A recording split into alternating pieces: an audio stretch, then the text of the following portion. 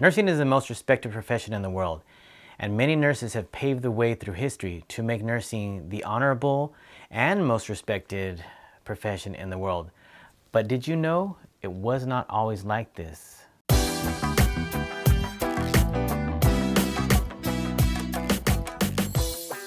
Hi there, welcome to my nursing channel. My name is Nurse Master Charlie.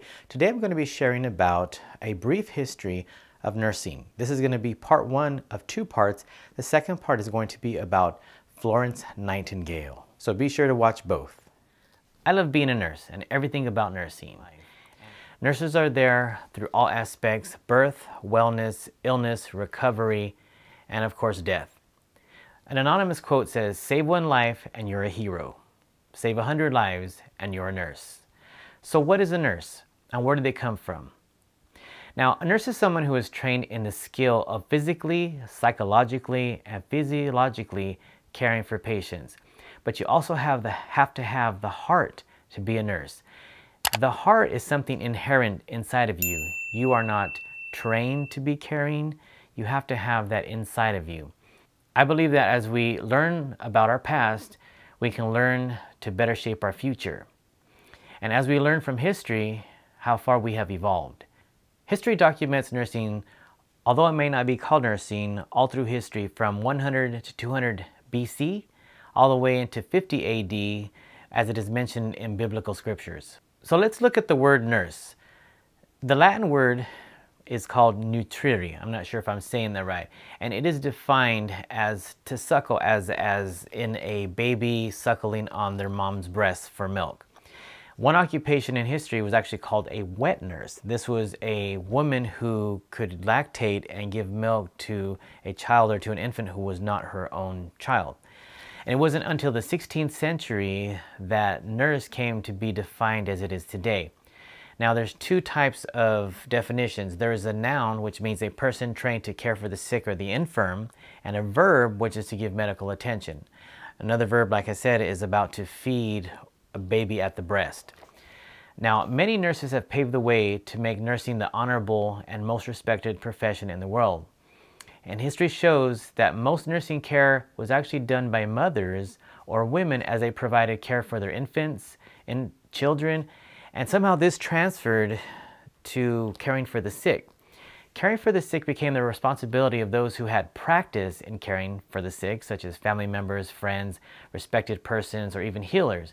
In some cultures or societies, it was women who mostly did the caring. Other societies, there was shamans or other learned tribesmen who had the job of being a nurse.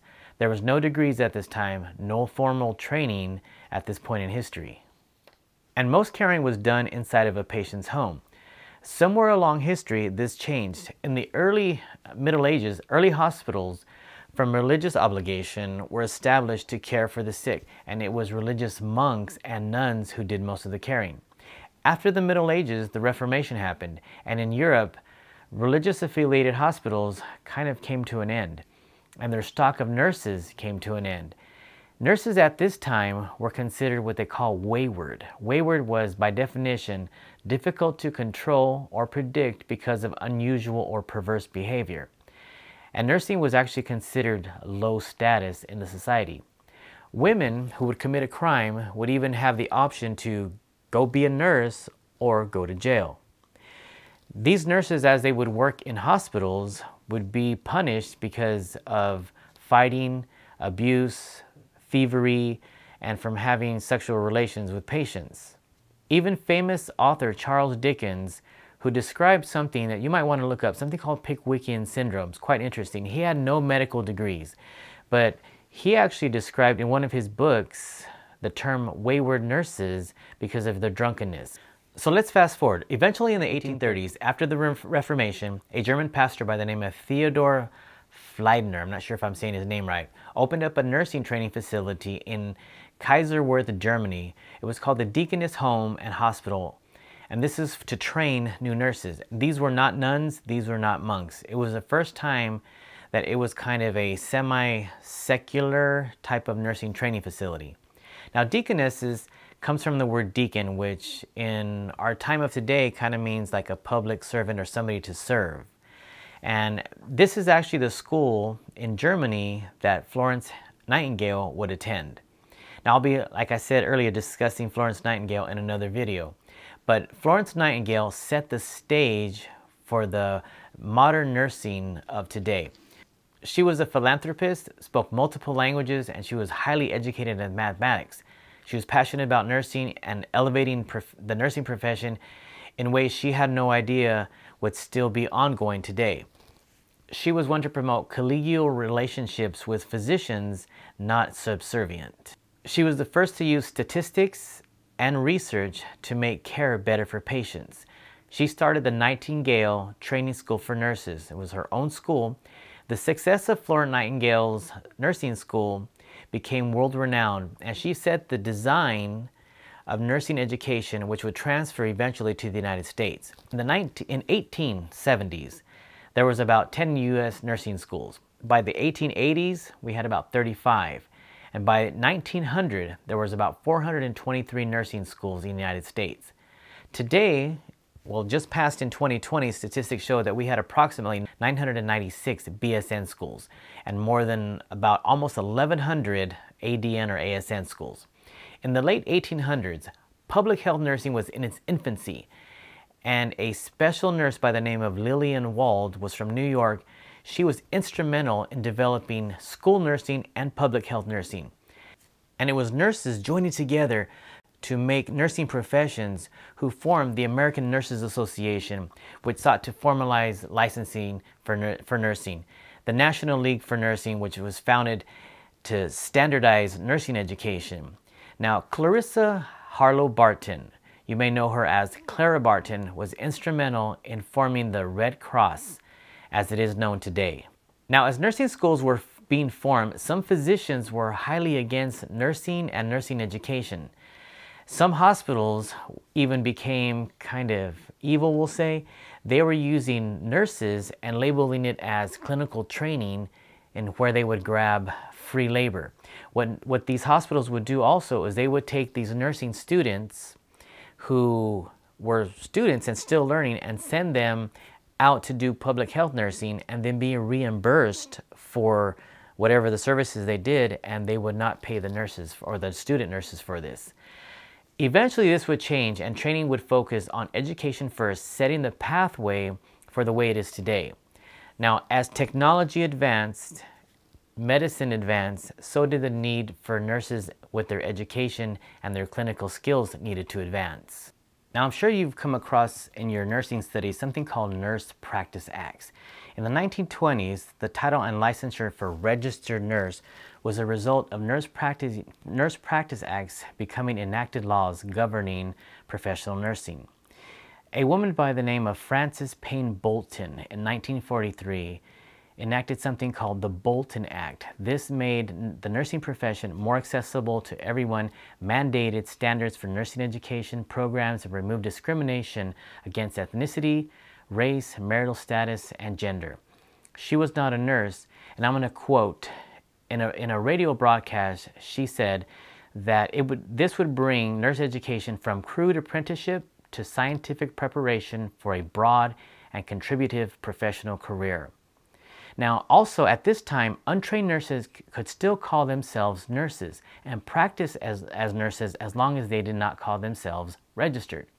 Now, our organization, the American Nurses Association, in 1947, wrote in the American Journal of Nursing and printed it in 48 states and territories that made it explicit that people needed a valid nursing license to hold the title registered nurse and to practice nursing. By the mid-1940s, nursing salaries were very low, lower than, no offense, teachers.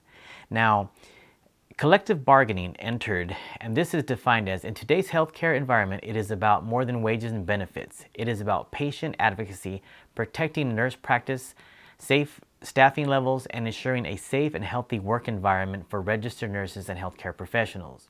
Now, wars led to an increase in nurses. In World War II and World War I, there was an influx of nurses to care for soldiers. After World War II, there was a shortage of nurses because nurses that were returning from the war wanted to stay home and raise families. And at that time, it wasn't acceptable for a married woman to be a nurse. If you've graduated from an Associate of Science nursing program, you must thank a lady, a nurse by the name of Mildred Montag. She developed, as a part of her dissertation for her doctorate degree, the technical nurse, the ADN as a temporary experiment.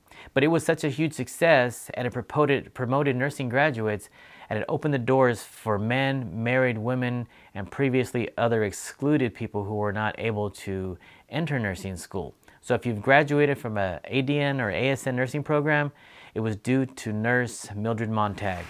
So thank you, Mildred. There's too many nurses to mention that are the reasons that I can be a nurse, make a video about the history of nursing, and write and record a song titled, I'm a Nurse.